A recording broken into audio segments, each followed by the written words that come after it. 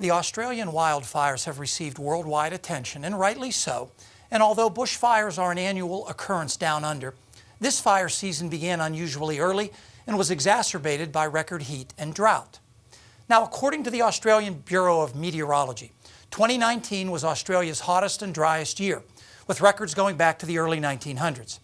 The average national temperature was almost 3 degrees above the long-term mean, while rainfall was 40% below average nationally last year. Climate change likely contributed, given that global warming is raising the odds of heat extremes worldwide. But another factor played a major role in the catastrophic fire season, a natural cycle called the Indian Ocean Dipole.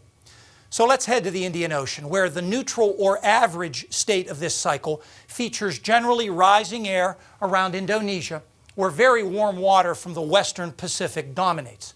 Meanwhile, in the western part of the Indian Ocean, waters near the equator aren't quite as warm, and air tends to sink there. This couplet of rising and sinking air leads to, on average, westerly winds along the equator in the Indian Ocean. Now, sometimes those westerly winds intensify as the waters around Indonesia become unusually warm, and waters in the western Indian Ocean become cooler than average. In this so-called negative phase of the cycle, thunderstorms pick up in the eastern Indian Ocean, and those warmer waters provide more moisture to storms affecting Australia. So rainfall tends to be above average in much of the continent. Now, in the opposite or positive phase of this cycle, the ocean temperature anomalies flip.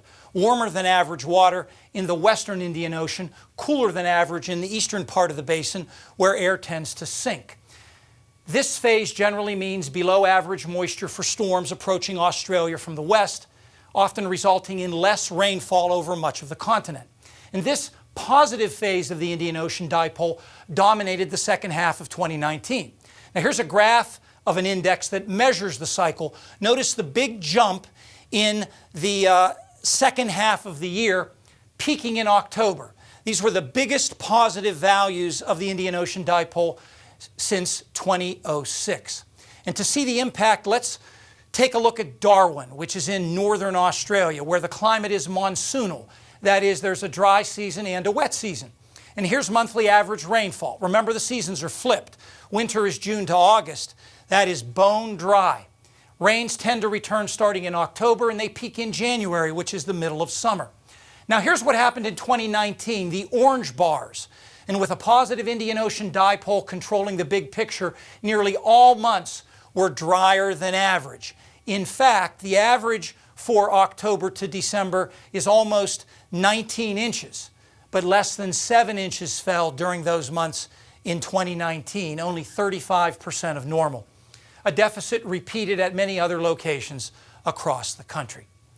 The Indian Ocean dipole is now back in neutral territory, so from the standpoint of annual drivers of climate, more regular rains should return.